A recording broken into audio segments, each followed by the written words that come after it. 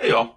So we are looking at lesson 4, the radical Reformation and the social impact. So as you're looking at this is a really important lesson. It combines a couple of the readings together. But let's go ahead and jump into this. The first thing we're going to look at is we're going to look at the Protestant Reformation as, we're going to contextualize.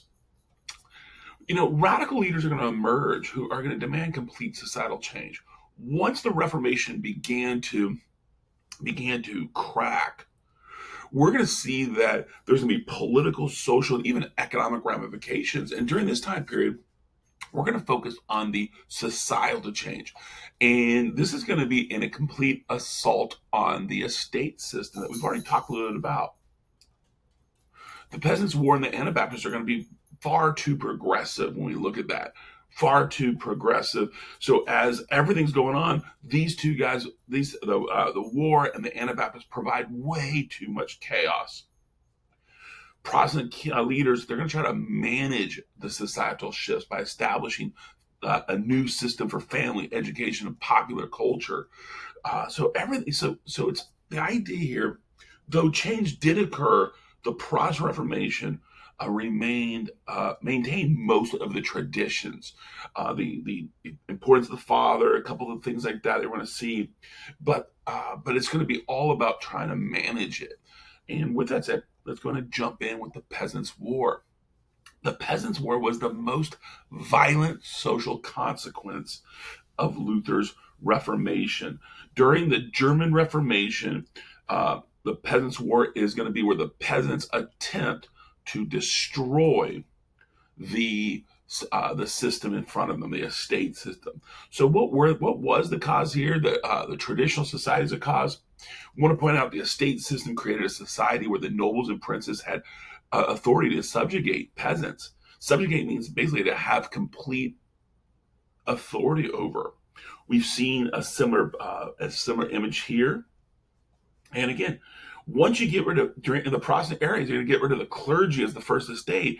And that's really going to begin to destroy the estate system. Remember, traditionally, the clergy lived off the tithes of the peasantry.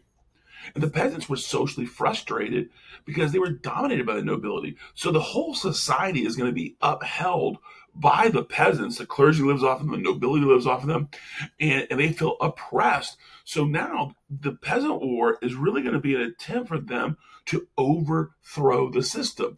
And so as we begin to see this underpinning of frustration, the estate system almost becomes a proverbial volcano that's about to erupt. So those are the social pressures, and the peasants are waiting for a reason. Well, unfortunately, they get the reason because of the Reformation. Munzer was a colleague of Luther, a supporter of Luther, but Munzer got so angry because he believed that Luther was too moderate.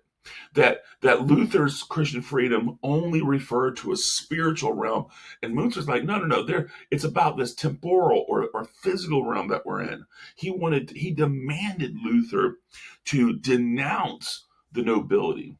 Well, when Luther refused to, I want to point out, Munzer used fiery rhetoric. And what did he say in an infamous meeting? He said, what?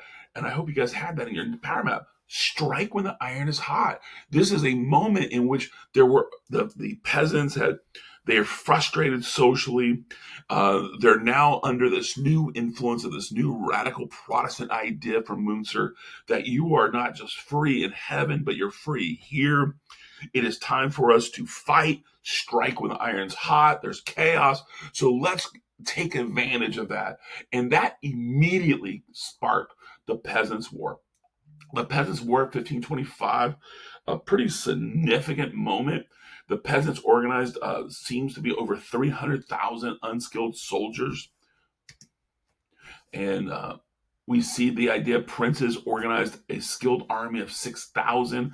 So it's 300,000 versus 6,000.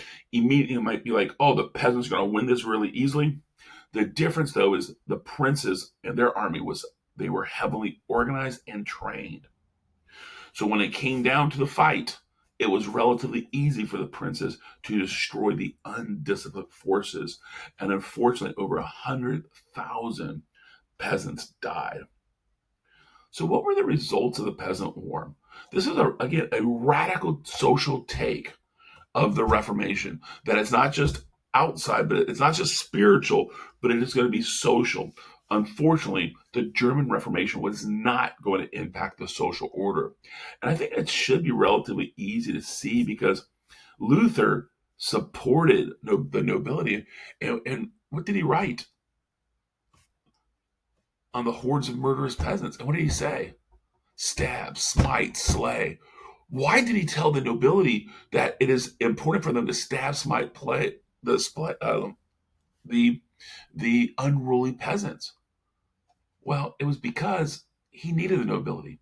The nobility provided a structure for his Lutheran faith to succeed.